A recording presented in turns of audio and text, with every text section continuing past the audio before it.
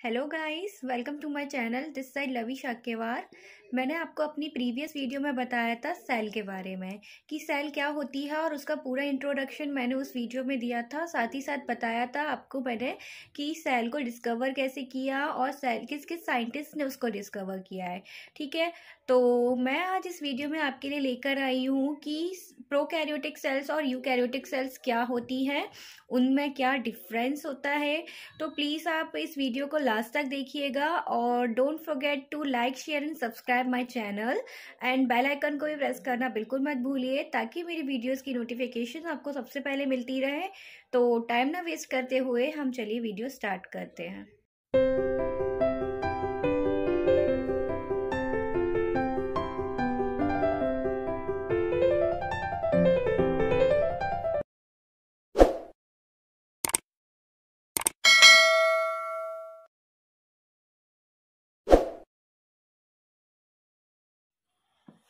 Hello guys, चलिए आज हम अपना शुरू करते हैं न्यू टॉपिक जो सेल के ऊपर ही है। सेल में आपको अपनी प्रीवियस क्लास में भी पता चुकी हूँ, प्रीवियस वीडियो में, कि सेल्स का इंट्रोडक्शन जिसमें मैंने आपको बताया था पूरा, और कौन कौन से साइंटिस्ट ने सेल्स के ऊपर डिस्कवरी की थी। ओके, आज मैं आपको बताऊंगी कि सेल्स में प्रोकैरियोटिक सेल्स और यूकैरियोटिक सेल्स में डिफरेंस क्या है और क्या होती हैं प्रोकैरियोटिक और यूकैरियोटिक सेल्स। ठीक है, तो जो प्रोकैरियोटिक सेल्स होती है ये कैसी होती है? प्रोकैरियोटिक। ठीक है, ये सेल्स ऐसी होती है, ये प्रिमिटिव टाइप की सेल्स होती है। सबसे पहले प्रिमिटिव टाइप की मतलब कि प्रिमिटिव टाइप की ये सेल्स होती है, मतलब कि ना ये पहले से पाई गई सेल्स है। ठीक है, प्रिमिटिव है मतलब कि बहुत पुरानी सेल्स है ये। ठीक है, तो प्रिमिटिव टाइप्स की है ये। सबसे पहले ही सेल्स ऐसी सेल्स थी जिससे ऑर्गेनिज्म बनना शुरू हुए थे। ठीक है, और ये सेल्स कैसी होती है प्रिमिटिव टाइप की, मतलब कि जो ये सेल ऐसी होती है जिसमें ना इनका जो न्यूक्लियस होता है, सेल्स कैसे बनी हुई है, सेल्स का स्ट्रक्चर कैसा होता है, आपको पता है सेल्स का स्ट्रक्चर कैसा होता है? जैसे कि फॉर एग्जाम्पल ये कोई सेल है। ठीक है, तो सेल के अंदर बिल्कुल सेंटर में यहाँ पर होता है न्यूक्लियस। ठीक है, ये सॉरी एक ढंग से दिखाती हूँ, एन न्यूक्लियस होता है। ठीक है, तो ये जो न्यूक्लियस होता है तो इसके ऊपर एक मेम्ब्रेन होती है जिसे बोलते हैं न्यूक्लियर मेम्ब्रेन। ठीक है, न्यूक्लियर मेम्ब्रेन होती है। लेकिन प्रोकैरियोटिक सेल्स में ऐसा क्या होता है, ये जो न्यूक्लियस होता है वो वेल डिफाइंड नहीं होता है। ठीक है, इसके पास न्यूक्लियर मेम्ब्रेन प्रेजेंट नहीं होती है, इसीलिए इसको प्रोकैरियोटिक सेल्स बोलते हैं। फिर से मैं आपको बताती हूँ, प्रोकैरियोटिक सेल्स में क्या होता है, इन सेल्स में जो इनका जो न्यूक्लियस होता है इन सेल का, वो वेल डिफाइंड नहीं होता है। मतलब कि इसके ऊपर कोई भी न्यूक्लियस के ऊपर कोई भी न्यूक्लियस है, जैसे कोई भी इसके ऊपर कोई लेयर नहीं होती है। जैसे मैंने यहाँ लेयर बनाई है, मेम्ब्रेन बनाई है, इधर न्यूक्लियस के ऊपर नहीं होती है प्रोकैरियोटिक सेल्स में कोई मेम्ब्रेन। ठीक है, तो क्या होता है, जितना भी न्यूक्लियर मटेरियल होता है ना, न्यूक्लियस का जितना भी न्यूक्लियर मटेरियल होता है ना, न्यूक्लियर का फ्लूइड होता है ना, वो जाके मिक्स हो जाता है साइटोप्लाज्म के साथ। ठीक है, क्योंकि उनके पास कोई लेयर और मेम्ब्रेन प्रेजेंट नहीं होती प्रोकैरियोटिक्स में।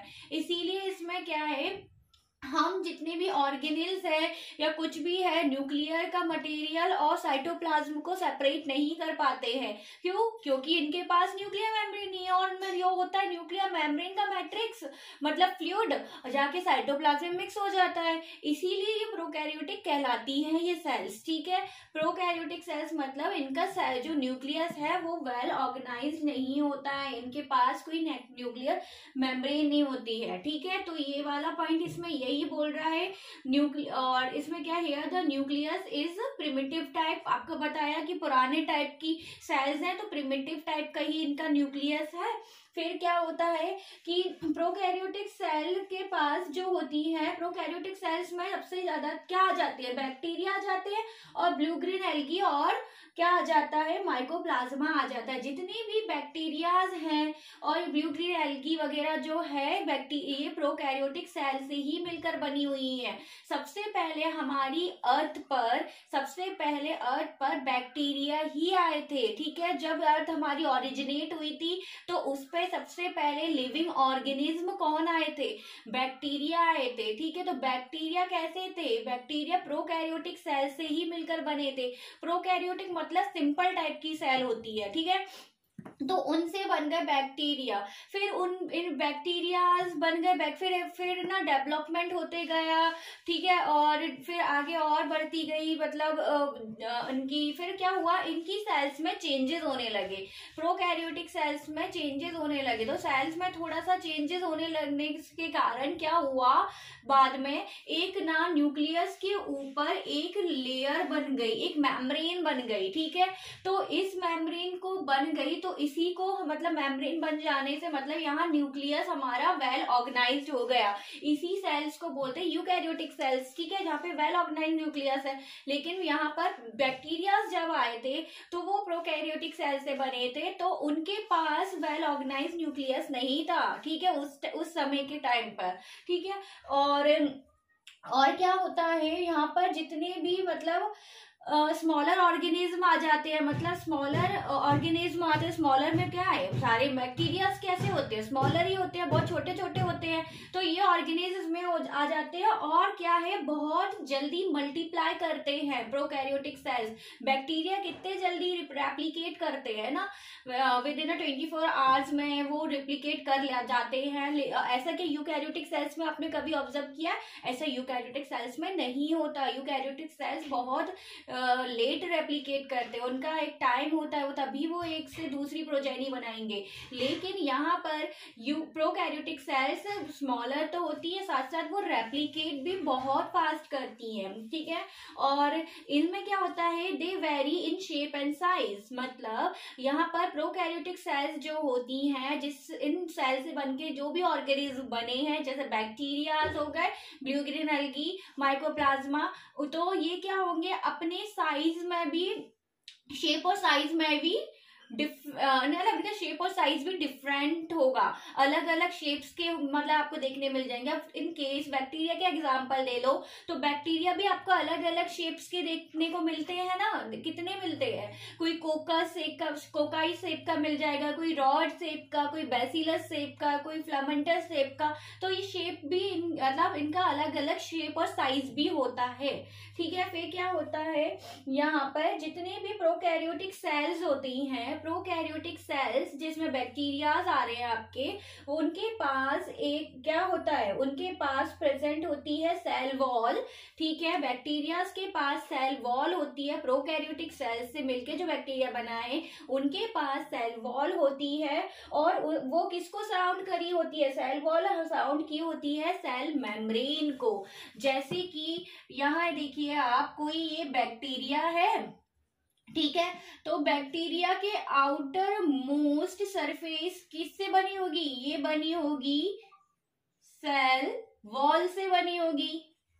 ठीक है, सेल वॉल से बनी होगी, और इसकी जो इनर मोस्ट सरफेस है, तो वो बनी होगी सेल मेम्ब्रेन से। ठीक है, तो ये इससे बनी होती है। ठीक है, समझ आया ये पॉइंट। ठीक है, all prokaryotics have a cell wall surrounded by the cell membrane से। ठीक है, एक्सेप्ट किसको, माइकोप्लाज्मा को छोड़कर। ठीक है, माइकोप्लाज्मा को छोड़कर। ठीक है, माइकोप्लाज्मा के पास सेल वॉल नहीं होती है। ठीक है, और जितनी भी प्रोकैरियोटिक सेल्स होती है, उनके पास आपको बताया मैंने, वेल डिफाइंड न्यूक्लियस नहीं होता है।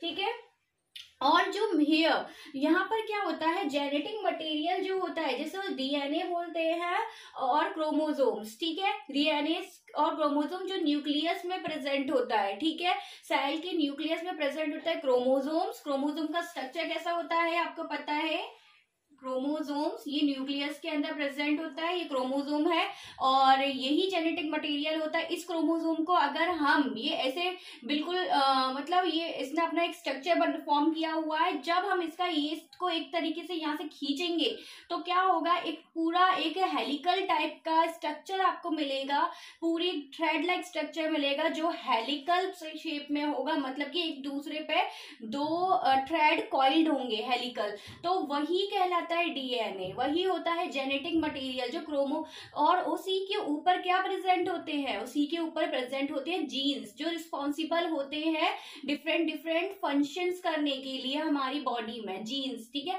जो क्रोमोसोम्स कहाँ प्रेजेंट था, न्यूक्लियस में प्रेजेंट था, और ये क्रोमोसोम ही किससे बना हुआ है, डीएनए से बना हुआ है, जो डबल हेलिकल स्ट्रैंड से बना होता है, और उसी के ऊपर क्या प्रेजेंट होते हैं, जीन्स, क्या प्रेजेंट होते हैं, जीन्स जो रिस्पॉन्सिबल होते हैं डिफरेंट डिफरेंट फंक्शंस हमारी बॉडी में जो होते हैं उसके लिए। जैसे कि एग्जांपल आपको मैं बताऊं, जैसे कि किसी किसी की लोगों की आईज का कलर ब्लू होता है, किसी का ब्राउन होता है, किसी का ग्रे होता है, तो वो क्यों हो रहा है, किसी और मोस्टली लोगों का ब्लैक होता है, तो वो क्यों होता है, वो जीन्स के अकॉर्डिंग होता है। उनके जो डीएनए में प्रेजेंट जीन्स है वही रिस्पॉन्सिबल है उनके डिफरेंट डिफरेंट फंक्शंस के लिए, जैसे कलर के लिए, आईज के कलर के लिए, हेयर कलर, ठीक है, इन सब के लिए जीन्स ही रिस्पॉन्सिबल होते हैं। तो ये चीज समझ में आया, ये सेल्स में प्रेजेंट होता है हमारा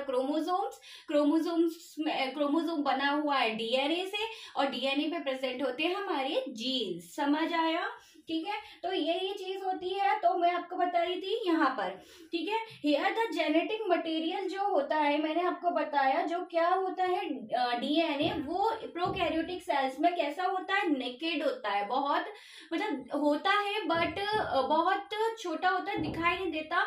और क्या होता है, क्योंकि उनके पास न्यूक्लियर मेम्ब्रेन्स नहीं होती है प्रोकैरियोटिक सेल्स में, तो वो वहां का मटेरियल जितना भी है साइटोप्लाज्म में जाके मिक्स हो जाता है, ठीक है। तो और ना इनके पास जो बैक्टीरियाज होते हैं उनके पास एक तो सर्कुलर डीएनए भी होता है, मतलब जेनेटिक डीएनए तो होता ही होता है इन बैक्टीरियाज के पास, उसी के साथ साथ इनके पास सर्कुलर डीएनए भी प्रेजेंट होता है जिसको प्लाज्मेट बोलते हैं। ओके, क्या बोलते हैं, प्लाज्मेट बोलते हैं। और यहाँ पर क्या होता है, मैंने आपको बताया कि ये प्रोकैरियोटिक सेल्स होती है, उनका न्यूक्लियस कैसा होता है, वेल ऑर्गेनाइज्ड नहीं होता है, मेम्ब्रेन नहीं होती है न्यूक्लियस के पास, कोई एक बाउंड्री नहीं होती है। तो क्या होता है कि वहां का जितना भी मटेरियल होता है ना न्यूक्लियस का, वो जाके हमारे साइटोप्लाज्म के मटेरियल के साथ मिक्स हो जाता है, ठीक है, पूरा का पूरा है, ठीक है। तो वेल ऑर्गेनाइज्ड नहीं है, ठीक है। ये मैं आपको प्रोकैरियोटिक्स के कुछ पॉइंट्स अब मैं आपको यहाँ पर एक डायग्राम शो किया है जो कि बैक्टीरिया का डायग्राम है। किसका डायग्राम है, बैक्टीरिया की, जो एक प्रोकैरियोटिक सेल होती है।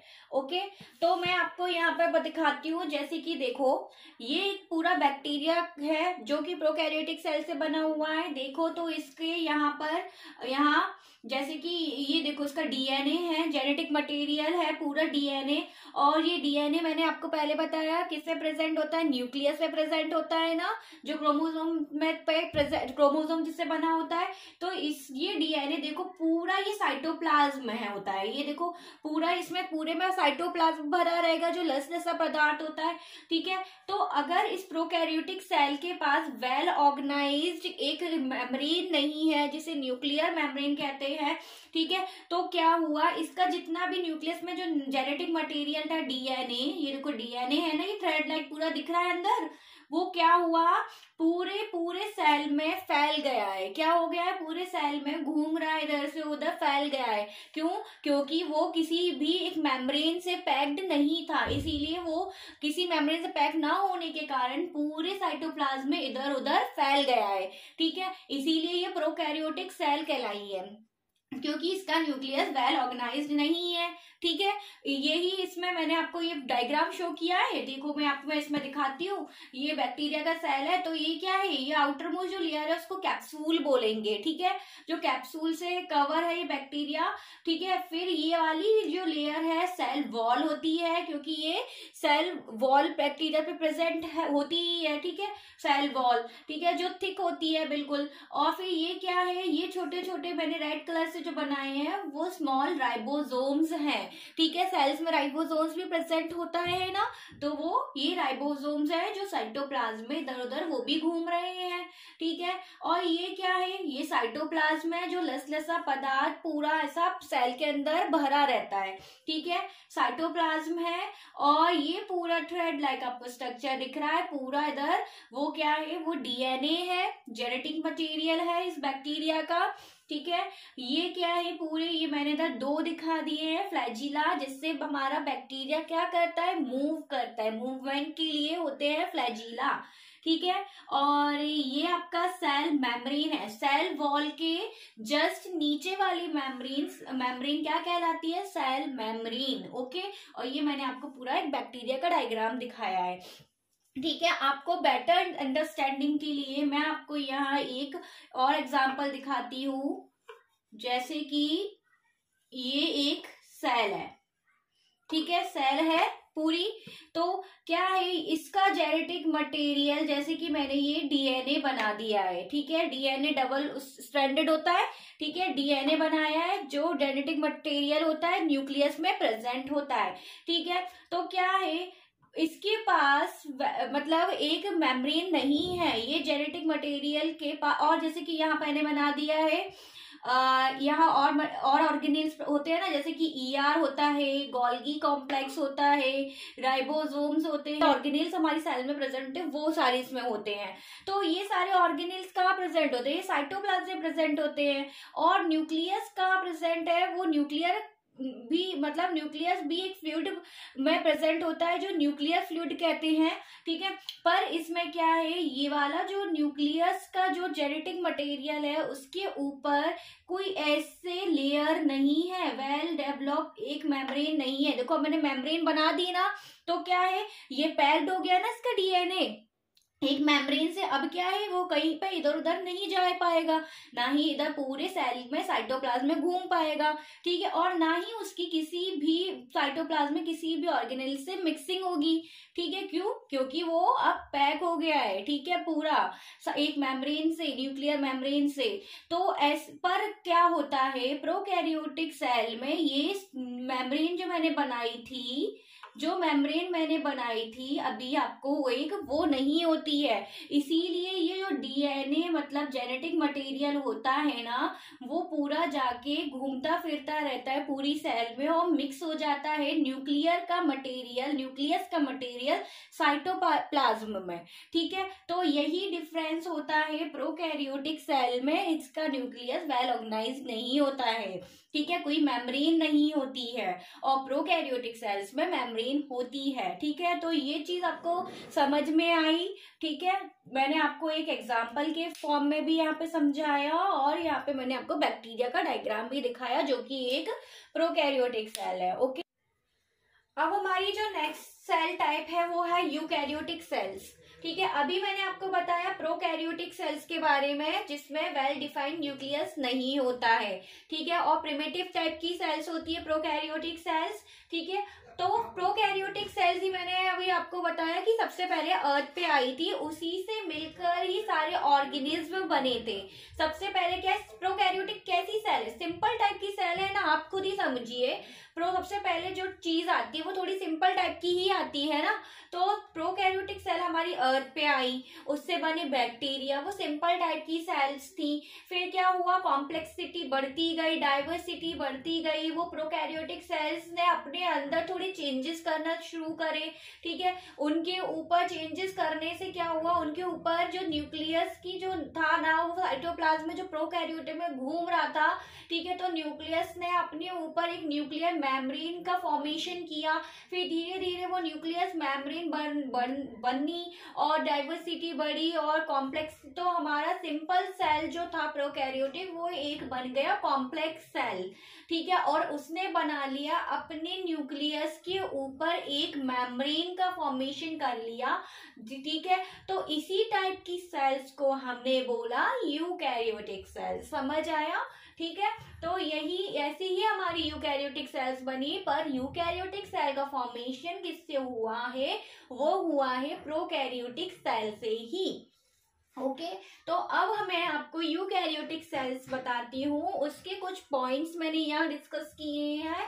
तो यूकैरियोटिक क्या है? यूकैरियोटिक सेल, यू का मतलब होता है ट्रू और कैरियोन का मतलब होता है न्यूक्लियस। तो इन सेल्स का न्यूक्लियस कैसा होता है? बिल्कुल ट्रू टाइप का होता है, मतलब कि वेल डिफाइंड होता है। हम उसे अगर ऑब्जर्व करेंगे under a microscope, so we can observe a membrane outside a nucleus, ठीक है, उसी को क्या बोलेंगे हम? Nuclear membrane. और हमें अपना डीएनए भी इजीली ऑब्जर्व हो जाएगा एक न्यूक्लियस के अंदर, ठीक है। फिर क्या था? जो eukaryotic cell have a nuclear membrane packed by a nuclear material packed by a nuclear membrane. Eukaryotic cells के पास क्या होता है? न्यूक्लियर मटेरियल जो होता है क्रोमोसोम्स, ठीक है, वो किससे पैक्ड होता है? न्यूक्लियर मेम्ब्रेन से पैक्ड होता है। जो मैं अभी बता रही हूँ ना आपको, एक मेम्ब्रेन फॉर्मेशन हो जाता है, वही होती है न्यूक्लियर मेम्ब्रेन, जिसमें हमारा सारा जेनेटिक मटेरियल पैक हो जाता है, ठीक है। फिर क्या होता है यहाँ पर? There have these cell have a proper well organised nucleus, ठीक है, इनके पास वेल ऑर्गेनाइज्ड न्यूक्लियस होता है। यहाँ पर क्या होता है? जो इनका न्यूक्लियर मटेरियल होता है ना, वो किससे मिक्स नहीं होता? साइटोप्लाज्म से मिक्स नहीं होता। जैसे प्रोकैरियोटिक में क्या था? उधर मेम्ब्रेन नहीं थी, कोई बाउंड्री नहीं थी, तो क्या था? न्यूक्लियस का मटेरियल जाके साइटोप्लाज्म में मिक्स हो जा रहा था। बट यहाँ पर यूकैरियोटिक सेल्स में क्या है?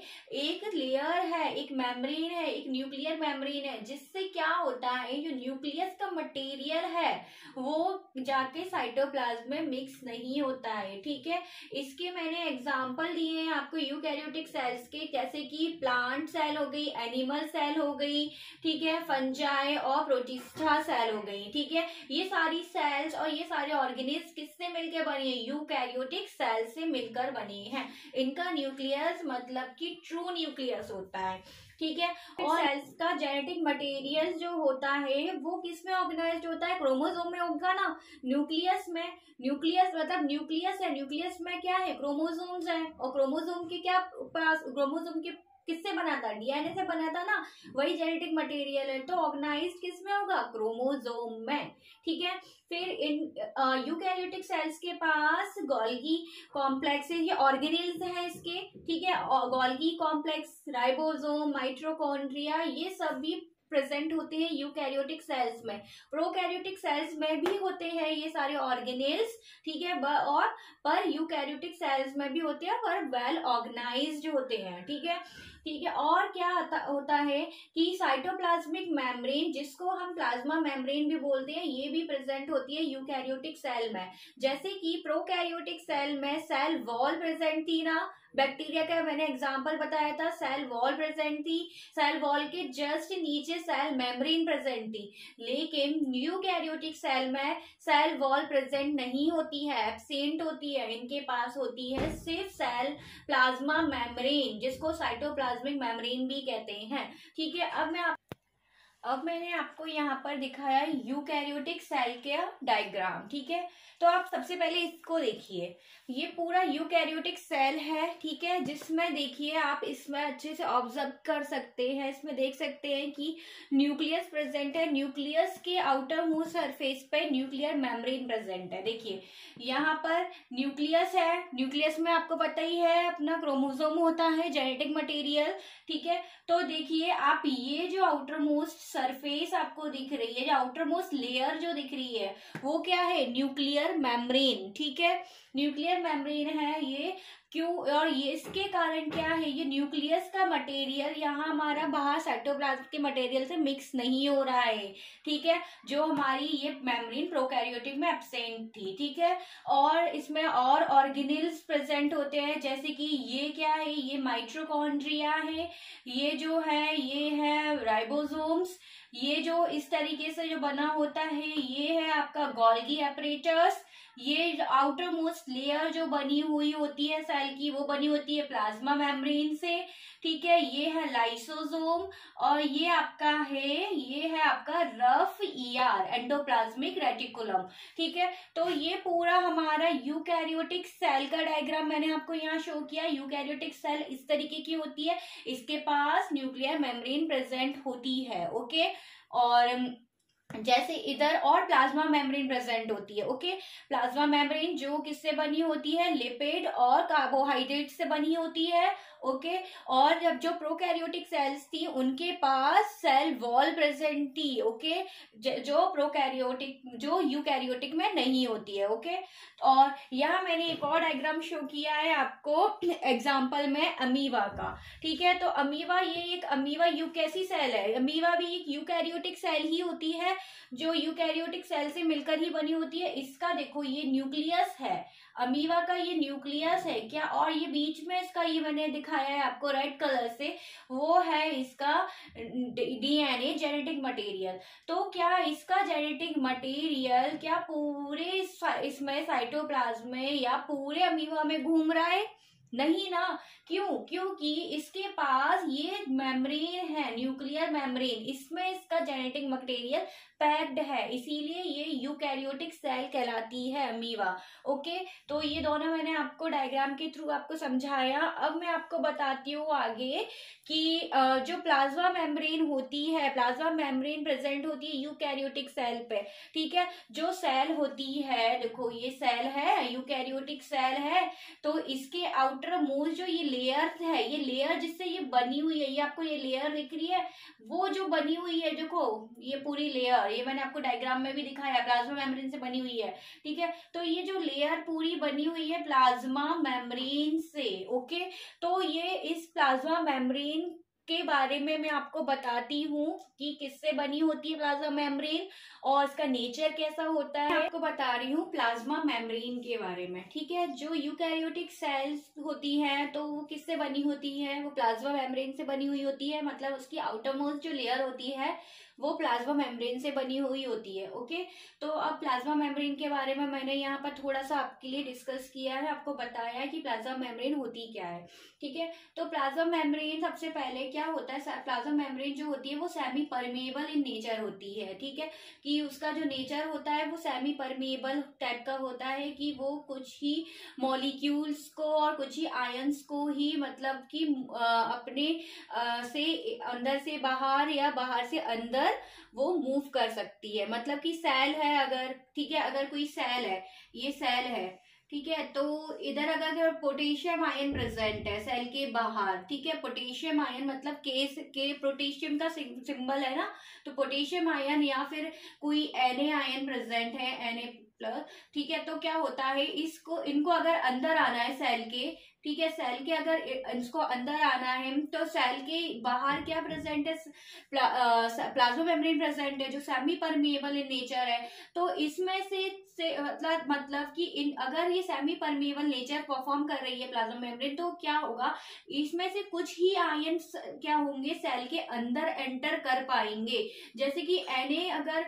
ये सेमी परमेएबल नेचर परफॉर्म करे तो सिर्फ N ही अंदर आ पा रहा है, पोटेशियम का साइज थोड़ा उसकी परमेबिलिटी से बड़ा है, मतलब कि उसके पोर साइज से बड़ा है, तो वो नहीं अंदर आ पा रहा है, ठीक है। तो यही मतलब Na ही अंदर आ पा रहा है, पोटेशियम नहीं आ पा रहा है। तो यहाँ पर क्या प्लाज्मा मेम्ब्रेन कैसा नेचर परफॉर्म कर रही है, सेमी परमेएबल नेचर परफॉर्म कर रही है, ठीक है। तो प्लाज्मा मेम्ब्रेन कैसी होती है, सेमी परमेएबल इन नेचर होती है। और इसमें क्या होता है, प्लाज्मा मेम्ब्रेन क्या होती है, बाई लेयर होती है अपनी प्लाज्मा मेम्ब्रेन।